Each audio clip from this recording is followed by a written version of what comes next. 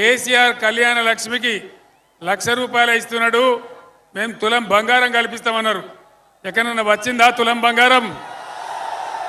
రాలే కదా. రైతు బంధు అందరికి పడ్డదా? నిజమా? మొన్న 9 తారీఖు లోపల వేస్తానని ముఖ్యమంత్రి వచ్చిందా? ఇంకా కూడా రాలే. ఇక రాదు, ఎందుకంటే ఆయన్నే కుట్ర చేసి ఎలక్షన్ కమిషన్కు తెలియజేసి దాన్ని మళ్ళీ ఆయన్నే బ్యాన్ చేసిండు. ఇప్పుడు ఏమంటాడు? ఇక రైతు బంధు రాదు, అయిపోయింది, దాని కథ ఒడిచిపోయింది. మళ్ళీ రేపు కూడా ఏమంటాడు? 5 ఎకరాలు ఉన్నోనికే వేస్తా అని మాట్లాడతాడు. 6 ఎకరాల రైతు ఏం తప్పు చేసిండు? 7 ఎకరాల రైతు ఏం తప్పు చేసిండు? ఈ రకంగా రైతు బంధు ముంచిండ్రు. కరెంటు కోతలున్నాయా? కరెంటు కోతలున్నాయా? పొలాలు ఎండినాయా? కామారెడ్డిలో బాగా ఎండినాయట, నిజమేనా? మరి ఏమైంది కరెంటు కొని నేను అడుగుతా ఉన్నా దయచేసి.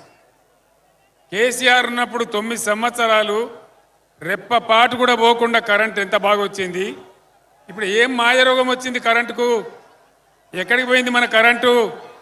ఇంకా దాని మీద ఉల్టా పల్టా మాట్లాడే తప్ప ఏమైంది కరెంటుకి? ఎక్కడికి పోయింది? మంచినీళ్ళు సరిగా వస్తున్నాయా? మిషన్ భగీరథ వస్తలేవా? బీఆర్ఎస్ గవర్నమెంట్ ఉన్నప్పుడు కామారెడ్డి లాంటి పట్టణాలలో ₹1 పేదవాళ్ళకు కూడా నల్లా కనెక్షన్ ఇచ్చి, గ్రామాలలో అయితే ఫ్రీ కనెక్షన్ ఇచ్చి బ్రహ్మాండంగా నీళ్లు సరఫరా చేసినాం. ఎక్కడికి పోయినాయి మన మంచినీళ్ళు? ఏం రోగం వచ్చింది దానికి? దయచేసి మీరు అందరూ ఆలోచించాలని చెప్పి నేను కోరుతా ఉన్నా. కరెంటు పోయింది, మంచినీళ్ళు పోయినాయి. మీ అందరికీ తెలుసు, మీకు ఇల్లు కట్టిస్తా అన్నాడు. మీ జర్నలిస్టుల అసోసియేషన్కి ₹100 కోట్ల రివాల్వింగ్ ఫండ్ అన్నాడు. అడ్వకేట్లకు ₹100 కోట్ల రివాల్వింగ్ ఫండ్ అన్నాడు. ఔటర్ రింగ్ రోడ్డు మీద 5,000 ఇల్లు కట్టియాలన్నాడు. జర్నలిస్టులు అందరూ బ్రహ్మాండం కళ్ళు విరిగిపోయేటట్టు నేనే దగ్గర కూర్చొని కడతానండి మీకు కూడా ఇల్లు. ఇక జర్నలిస్టులకు వరంగల్ అయితే చెప్పిందంటే ఒక గేటెడ్ కమ్యూనిటీ కడతా. ఎట్లా ఉండాలంటే గేటెడ్ కమ్యూనిటీ లోపలికి పోతే కోటీశ్వర్లు కూడా అరే నేను జర్నలిస్ట్గా పుడితే మంచిగా ఉంటా బాబు, ఇల్లు వస్తుండే నాకు అని ఇది మాట్లాడండి. ఎప్పుడు 9 ఏళ్ళకి సీఎం అయినాక 3 రోజులు అక్కడ నైట్ హాల్లో లక్ష్మీకాంతరావు గారి ఇంట్లో పండుకొని ఒక ఫంక్షన్ హాల్లో వరంగల్ పట్టణాన్ని ఎట్లా చేయాలని చెప్పి వాళ్ళు ఒక్క పని కూడా చేయలేదు. సరే జర్నలిస్టులు ఇల్లంటే మొదలుపెట్టి జర్నలిస్ట్ అంటే ఆయనకు లెక్కే లేదు. ఆయనకు ఆ మాటలు ఇప్పుడు అప్పుడప్పుడు చూస్తుంటా, వీడియోలు నవ్వుకుంటానికి చూస్తుంటా నేను.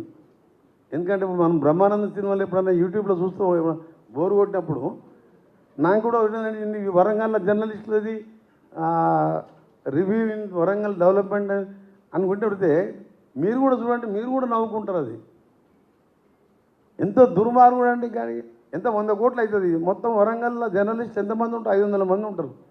నేను రాజశేఖర రెడ్డి గారు ఉన్నప్పుడు 15 ఎకరాలు ఇప్పుడు కలెక్టర్ ఆఫీస్ పక్కకు ట్యాబ్లెట్లు పెట్టించి ఫోటోగ్రాఫర్ నుంచి కెమెరామెన్ నుంచి వదిలిపెట్టి స్టాఫ్ రిపోర్ట్ దాకా ఒక లేఅవుట్ చేయించిన. ఈ లోటు ఆయన చనిపోయిండు.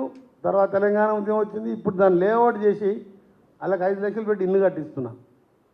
నల్గొండ టౌన్కు 15 ఎకరాలు కలెక్ట్ ఇప్పుడు ₹3 కోట్ల ఎకరం అయింది. అప్పుడు ఒక 5 లక్షలు కూడా లేదు ఎకరం. అప్పుడు ఆయన క్యాబినెట్లో పెట్టి అలాట్ చేయించిన. అప్పుడు ఎమ్మెల్యేగా ఈయన ముఖ్యమంత్రిగా గా ప్రావిధి కూడా నిర్మించుకోలే.